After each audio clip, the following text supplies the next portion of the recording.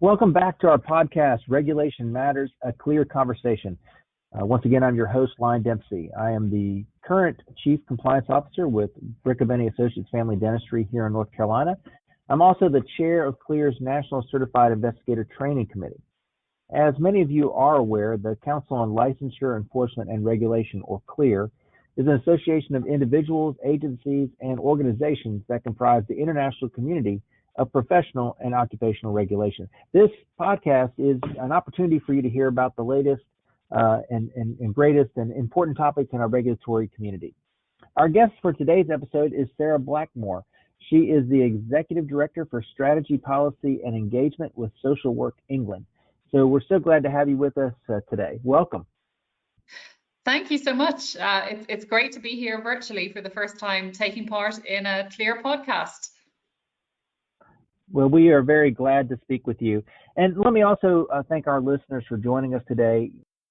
Recently, CLEAR shared an article in our regulatory news blog about how Social Work England is considering moving towards a whole profession approach to regulation. You know, looking at the whole career journey of a social worker and supporting that transition from education to practice. So we'd like to hear more about that, but maybe first we can start with a little bit of background. So what is Social Work England and how and why did it come about? Thank you. Yes, it's particularly good, I must say, to be amongst listeners who really understand regulation, the impact that it has and its importance in protecting the public, but also in raising confidence and standards in the professions that it oversees. So Social Work England is the new specialist social work regulator, which is now responsible for the regulation of almost 100,000 social workers across England. And it took over from the Health and Care Professionals Council on the 2nd of December 2019. Social work regulation in the UK has had a very checkered history. And we came from a series of social work reform initiatives by the UK government in Westminster, following a series of very high profile cases where sadly children lost their lives at the hands of their parents, and serious case reviews identified multiple professional failings, including by social workers. And also from a couple of reports on the state of education and training provision for social workers in England, where it was found that actually this was well below par and not equipping social workers for the realities of the job that they would be faced with. So we are still a new organisation, and we've literally been building it around us, watching the desks and the chairs and the computers come in. And we are proudly based in Sheffield, which is towards the north of England, although sadly many of us can't get there at the moment. And we've gone from a group of about 5 or 6 to more than 170 staff members, plus more than 200 partners who work with us. And we're also building our culture, which is one that is firmly rooted in the values and principles on which the social work profession is based. At the very start, we carried out a substantial consultation process on our standards and rules, where we did a mini tour of the country, as well as a large online consultation to ask our sector what they thought of our professional and education and training qualifying standards and our rules on registration and fitness to practice. The standards set out what we expect from social workers, and the rules govern how we operate as a regulator. We had a great response to this, and we published the changes we made to the draft standards and rules as a result. And it was a really proud moment for us when the standards were signed off by our Secretary of State in Westminster in July 2019.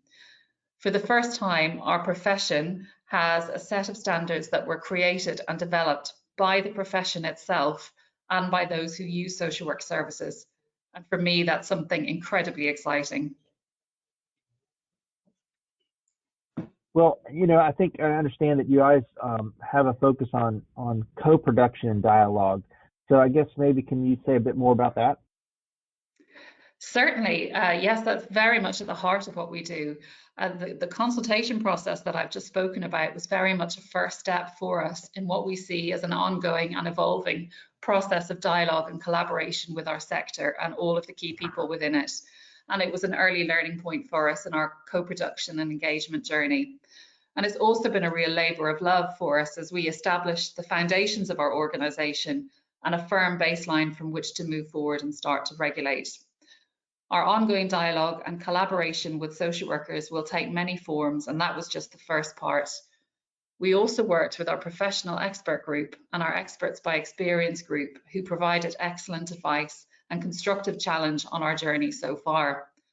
We also worked with our colleagues in social work regulation in Northern Ireland, Wales and Scotland to understand their standards journey and ensure our collective standards are aligned where possible and appropriate. They have a slightly wider mandate than we do. We have a unique approach in terms of a team of 8 regional engagement leads who are all registered social workers, and they've been out and about, or were, albeit it's a bit online now, working with a range of partners, including employers, people with lived experience of social work, social workers themselves, and education and training providers. And they, together with our education and quality assurance team, are raising awareness and helping to ensure the consistent implementation of our standards, including sharing analysis of when social workers or education and training providers fall short of those standards. And they will continue to drive forward engagement across our regions. And we have also just concluded the first social work week of its kind in England, a week where social workers and those with lived experience could come together, celebrate, reflect, and simply pause. The week consisted of 76 events, keynote speakers, wellbeing activities, speakers' corners, and more. And it was co-produced from start to finish. And one interesting unintended consequence of the pandemic and the consequent move to an entirely online programme is that we had many more attendees, several thousand in fact, than we might have had in a face-to-face series of events. And at the heart of what we do, and in the creation of Social Work Week and everything else that we do as a new regulator, is our National Advisory Forum, which is made up of people with lived experience of social work, of academics, of student social workers, and social workers themselves. And they continue to provide advice, support, and critical challenge to us on the implementation and delivery of our corporate strategy for our first 3 years of operation. So it really is something that is central to who we are and what we do as a new regulator. So would you, in essence, consider yourself a specialist regulator? And if you do, how do you define that? Yeah, sure. I think part of the checkered history of social work regulation meant that social work in the past had been regulated by an organisation that was also responsible for the regulation of 16 allied health professionals.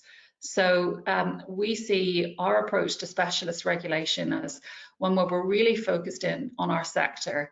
We understand the nuance and the particular challenge that social workers are faced with on a day-to-day basis in their practice. And so we see our role as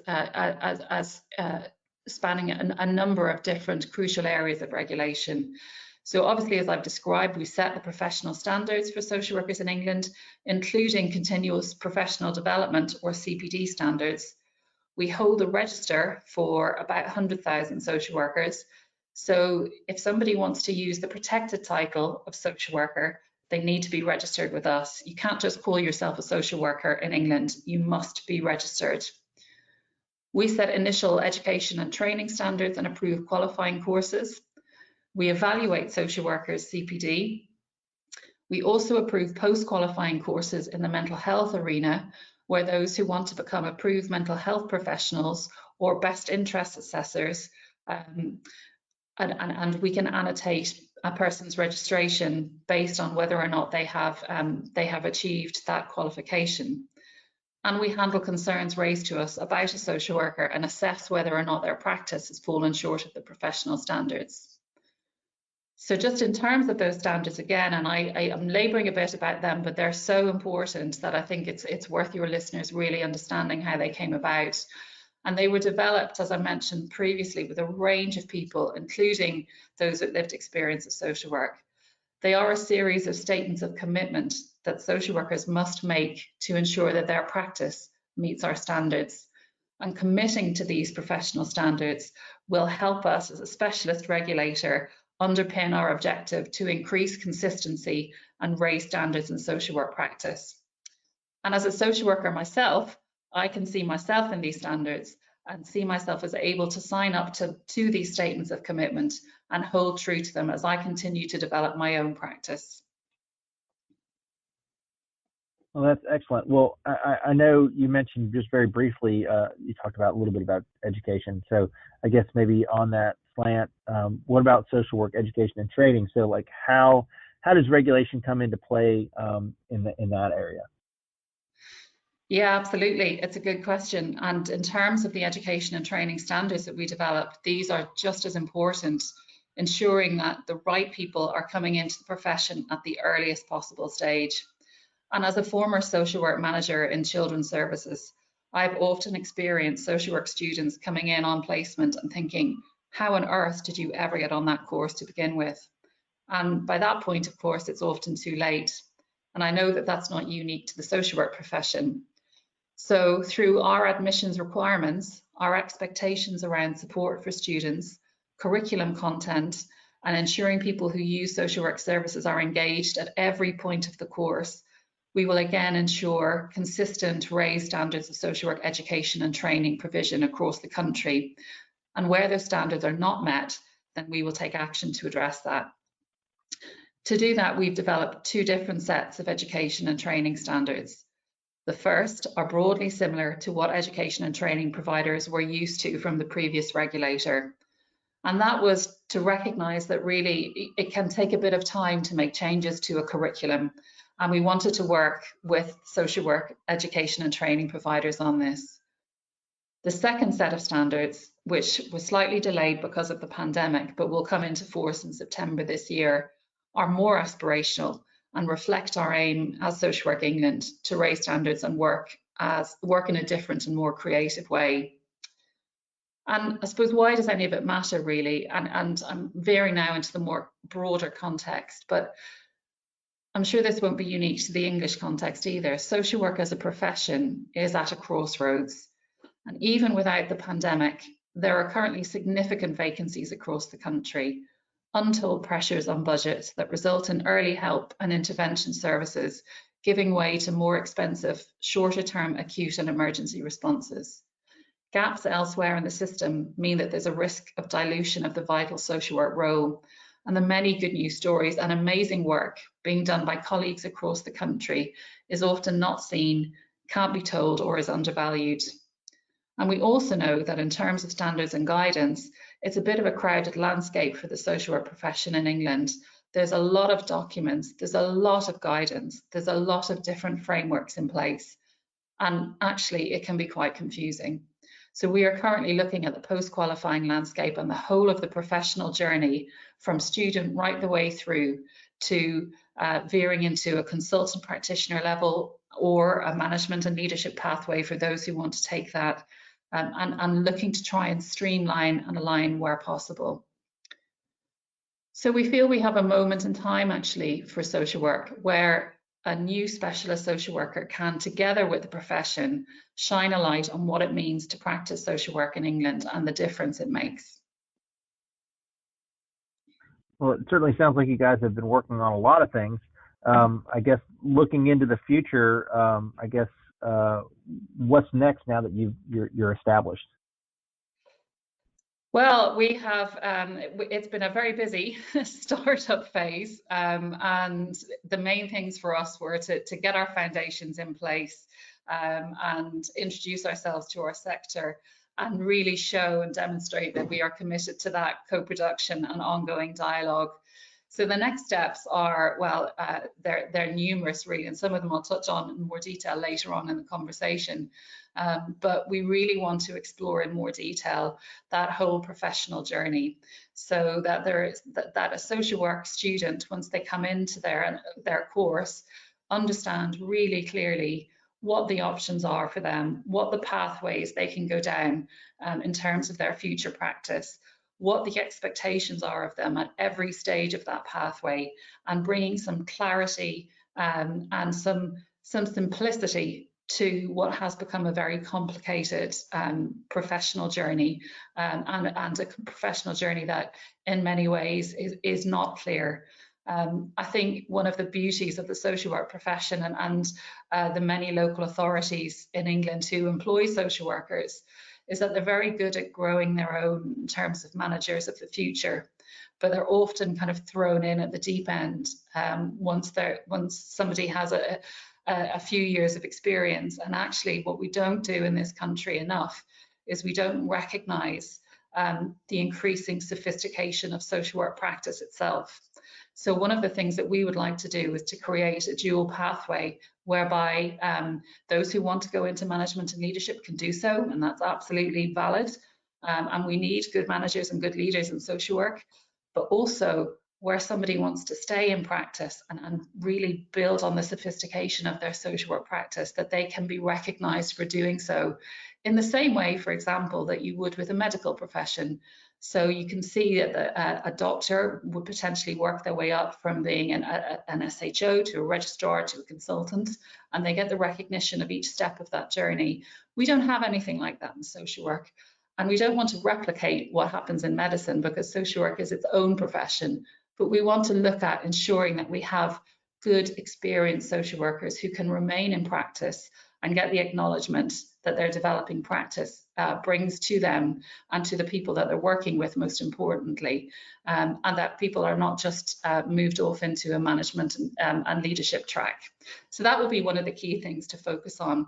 As well as that, we'll be building our register, ensuring that there is good CPD happening across the profession, that the public are protected, which is of course our primary objective and underpins everything that we do, and that our fitness to practice processes are working well, working effectively, people are not caught up in the system, and that they are working in a proportionate manner. So one or two small things to do. No doubt. Well, you know, in at least here in the States, and I'm sure it's worldwide, but you know, an important area that a lot of organizations are paying more attention to recently is equality, diversity, and inclusion. So how does this feature in your approach to regulation? Well, I mean, this is really important for us actually, because social work, as with society more broadly today, is not an equal profession. The current global context in the aftermath of the horrendous murder of George Floyd and the Black Lives Matter movement has challenged many professions and many organisations, and social work and we as the regulator are no different and must act. And as with everything that we do, our aim is to be sector leading in this and every other area. We know we have a lot to do here internally as an organisation and collectively with the sector. And we are hearing from across social work at all stages how people are experiencing discrimination and disadvantage. From the Black student who has no academic role model and whose class might receive an hour's teaching on anti-oppressive practice, to the Black male social worker who is more likely to experience disciplinary processes from his employer or to be referred to a formal fitness to practice process. We are hearing from social workers from Black and minority ethnic backgrounds that the same opportunities to progress are not open to them, be it promotion or access to leadership programs. LGBTQIA+ social workers who are discriminated against, their pronouns and identity ignored. And we have heard from those who have had to give up social work courses due to inaccessibility, where they see allowances that would have helped them being given to other students who have not been able to take up placements or jobs for similar reasons. And all this is before you consider issues of intersectionality. We have a lot to do here. And as the historian David Olusoga said recently, there are some uncomfortable truths that we need to hear. And I think we all know that we've all been here before. We've had this conversation before. And when the media attention drops off, the conversation dries up. And this time it really must be different, and there must be some real meaningful and tangible sustained change. So what have we done? Well, in line with our commitment to dialogue, collaboration and co-production, we've listened carefully to students about their views on the inclusivity of their courses, the support for students who experience inequality, discrimination and oppression, and their expectations for the future. In regard to the robustness of anti-discriminatory practice training in qualifying courses, we will review this through our work with providers and as we refine our approach to social work education and training courses. In our immediate work, we have asked for more information about the makeup of student groups from course providers. We've sought advice about how we might support more inclusive learning experiences for students, and have developed new research projects that will engage with students about issues relating to equality and inclusivity. We have also invited student groups to come and speak with our newly established Education and Training Advisory Forum, and we meet regularly with the Anti-Racist Social Work Education Group, who consist of academics who have coalesced to focus in on this issue. We are working with the UK Principal Social Worker Network on issues of equality, diversity and inclusion across the sector, and we've also been speaking with the leadership in children's services in England about this also. Internally, we've established our own Equality, Diversity and Inclusion Steering Group to lead the development and implementation of our strategy in this area. We've recruited a professional associate to support us as a subject matter expert, and we've just recruited a head of equality, diversity and inclusion as part of our senior team. We've also set up staff groups such as our Race Equality Network, our mental health group ThinkWell, and our LGBTQIA+ group. Our Education and Training Advisory Forum and National Advisory Forum discuss equality, diversity and inclusion as a standing agenda item at their meetings. And we have signed up to the national charity Stonewall's Diversity Champions Programme and to the English Employer Network for Equality and Inclusion, so that we can use their expert resources and benchmark our progress. All social workers on our register are required to uphold our professional standards, and those standards make explicit our expectation for social workers to challenge the impact of disadvantage and discrimination and to promote social justice. But we fully recognise how personal experiences can also impact on how social workers practice. And both societal and health crises resonated with us powerfully when Yi-Zhan Brown shared her experience of being a Chinese-British social worker during COVID-19 in a blog on our website. Her honest and moving account painted a stark picture of anxiety and concern for herself and her family when reports of hate crimes against Chinese people increased as the virus spread. As social work continues to discuss its role in challenging the inequalities that people face, including each other, we will be involved and actively seek conversations, talking about the role of the regulator, upholding safe and fair practice for the public, and continuing to assess our own work to promote fairness across our regulatory functions. We will deliver State of the Nation reports illustrating this and holding a mirror up to those who need to recognise where change needs to happen, whether that's through resourcing or other areas. And in January this year, we published the first one of these, Social Work in England, and I'm happy to provide a link if that's helpful. And not just in terms of equality, diversity and inclusion, but in terms of social work more broadly, we will continue to be present at the table where national policy decisions are being made that will impact on social work. We will continue to be vocal about social work and about all matters to do with equality, diversity and inclusion and how we're progressing as a regulator. And we will work with everyone who has an interest in social work and all parts of the system to effect positive change and raise standards of practice. There is a real gap in data and intelligence around social work and the social work profession in England. And through what we are beginning to build up, we will be able to speak authoritatively about social work as a profession and the impact it has, not just the statistical, how many social workers, where they are, where they trained, but the very rich anecdotal evidence from across the country about what's working well and what needs attention.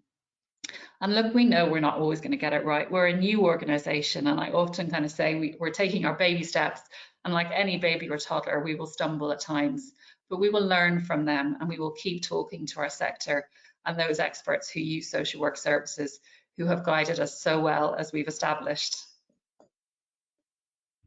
Wow, it's excellent. Well, it really looks like a great plan. So, and I think this also has been a really great conversation. So we thank you, Sarah, for speaking with us today.